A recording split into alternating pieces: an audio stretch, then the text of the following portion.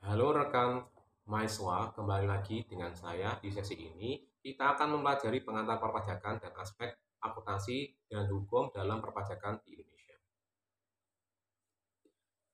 Rumusan pencapaian pembelajaran umum dan khusus. Kompetensi umum. Mahasiswa mampu menjelaskan pajak secara umum dan dapat menjelaskan bagaimana aspek akuntansi dan hukum dalam perpajakan di Indonesia. Sedangkan kompetensi khusus yang pertama menjelaskan pengertian pajak dan fungsi pajak secara umum dan memahami alasan setiap warga negara wajib bayar pajak baik secara hukum maupun secara moral. Yang kedua, menjelaskan pajak dari berbagai disiplin ilmu, khususnya dari berbagai bidang dalam akuntansi untuk dapat memenuhi kewajiban perpajakan. Menjelaskan teori-teori pemungutan pajak sebagai proses mencari keadilan dalam pemungutan pajak oleh negara dan asas pemungutan pajak, serta sistem pemungutan pajak yang diharapkan oleh pemerintah. Yang keempat, menjelaskan berbagai jenis pajak yang berlaku di Indonesia. Yang kelima, menjelaskan tarif pajak dan sistem tarif yang berlaku umum dan permasalahan dalam penentuan tarif. Nah, selanjutnya adalah kita membahas dari pengantar perpajakan. Pengertian pajak. Masyarakat dalam memenuhi kebutuhan hidup memerlukan barang, baik berwujud, tidak berwujud, bergerak, tidak bergerak, maupun jasa. Nah, diuraikan lagi, dapat dihitung kosnya, berarti dapat ditentukan harga jual. Lalu konsumennya jelas, siapa yang pakai, bisa diminta penggantian, dan biaya investasi dapat terjangkau. Itu turunnya adalah dapat dipenuhi dan tidak dapat dipenuhi. Nah, kita lihat dari perundang-undangan Perundang-undang Dasar 45 yang mengharuskan pajak dipungut dengan undang-undang dari beberapa pengertian dan definisi dapat disimpulkan bahwa pajak adalah yang pertama, pungutan oleh pemerintah. Yang kedua, berdasarkan undang-undang. Yang ketiga, pemerintah tidak secara langsung memberikan balas jasa kepada pribadi pembayar pajak. Dan yang keempat, pelaksananya bila mana perlu dapat dipaksakan. Nah, pengaruh pajak secara teoris terhadap harga barang atau sebagai berikut. Yang pertama, dilihat dari unit tax.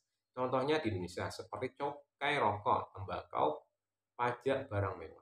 Lalu yang kedua adalah ad valorem tax, misalnya pajak penjualan di Indonesia yang berlaku sekarang, misalnya pajak pertambahan nilai.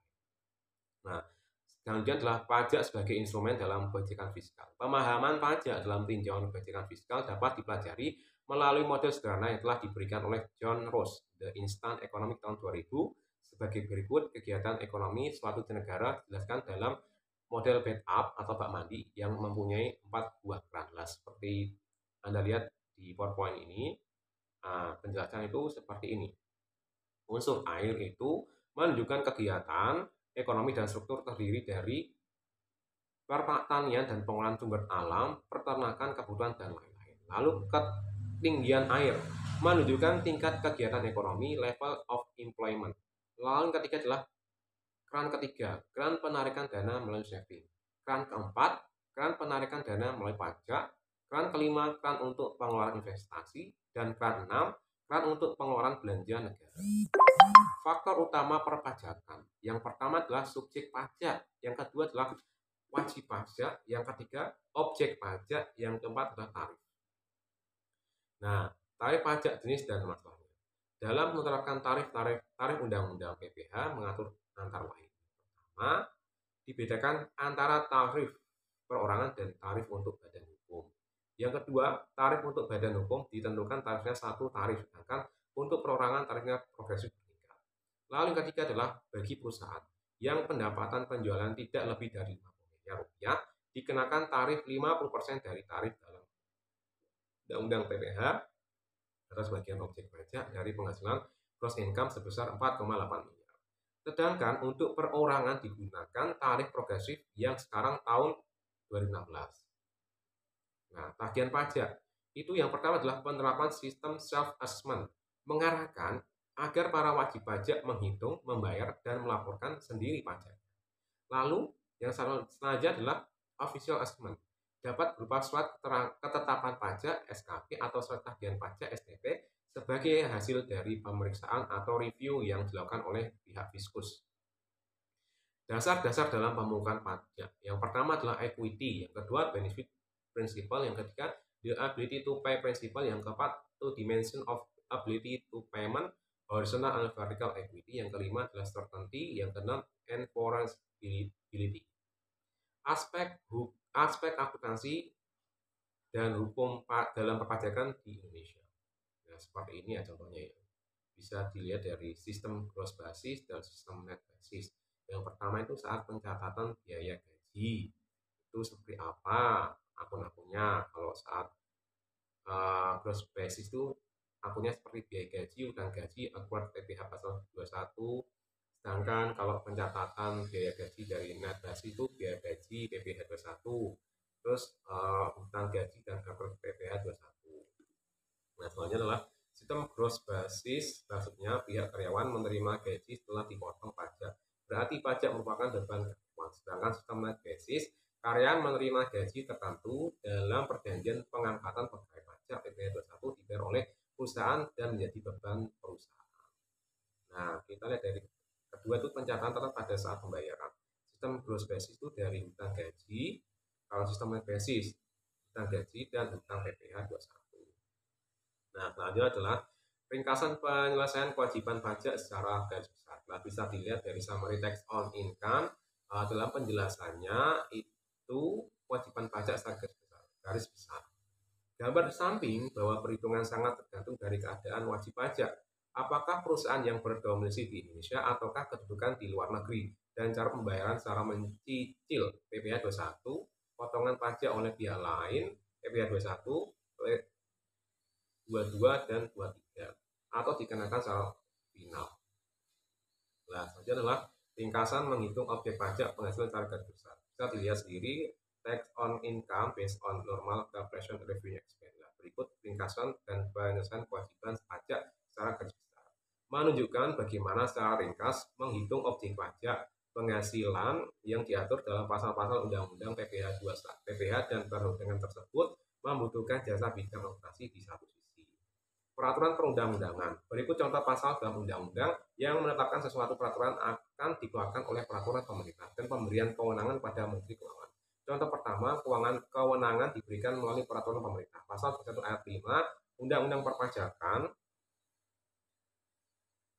penghasilan menyebutkan tarif pemotongan atas penghasilan sebagaimana dimaksud pada ayat 1 adalah tarif-tarif pajak bagaimana dimaksud dalam pasal 17 ayat 1 huruf A kecuali ditetapkan lain dengan peraturan pemerintah. Yang kedua, contoh kedua adalah kewenangan yang diberikan kepada Menteri Keuangan.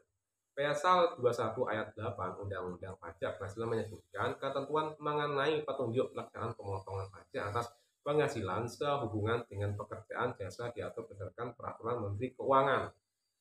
Nah, asas-asas dan prinsip yang berlaku umum itu seperti ini ya: nemo ius ignore concetur iederan word gets dewet tenen.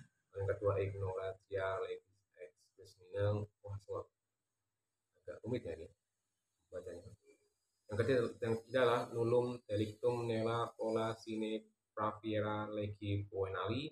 Yang keempat lex superior derogate legi inferiore. Yang kelima lex specialis derogate legi generali. Yang keenam hukum, dan ketujuh adalah sanksi. Nah, selanjutnya adalah asas hukum. Menurut P. Scholten dalam mengenal hukum, dalam Profesor Sudikno Mitrokusumo SH menyatakan ada 5 asas hukum. Yang pertama adalah asas kepribadian, yang kedua adalah asas persekutuan, yang ketiga adalah asas kesamaan, yang keempat adalah asas kewibawaan. Nah, itu ternyata asas dan prinsip hukum khusus itu seperti asas pacta sunt servanda, yang kedua asas konsensualisme, yang ketiga asas praduga tak bersalah, dan yang terakhir adalah berikut beberapa asas khusus hubungan dengan pemungutan pajak. Asas sumber waktu yang tepat, asas tempat tinggal atau domisili, asas daya beli, gaya pikul, asas ekonomi, dan asas yuridis.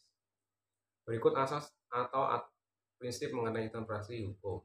Yang pertama, grammatical interpretation secara bahasa yang sudah jelas tidak dapat diinterpretasikan. Yang kedua, analogi interpretation, memberikan interpretasi secara analogi, misalnya ada tulisan menyeberang di sini, berarti tidak dapat menyeberang di tempat lain. Lalu futurist interpretation dan lex specialis derogate lex generalis. Nah, penjelasan pajak di Indonesia, pajak material dan pajak formal, penjelasan dalam garis besar. Setelah dibahas di muka, ditinjau dari isinya peraturan undang-undang pajakan sebagai mana hukum pada umumnya terbagi dua. Yang pertama adalah hukum material dan hukum pusat. Seperti bisa dibaca sendiri. Sekian penjelasan dari saya. Kalau ada pertanyaan, silakan chat di kolom ya. Terima kasih. Wassalamualaikum warahmatullahi wabarakatuh.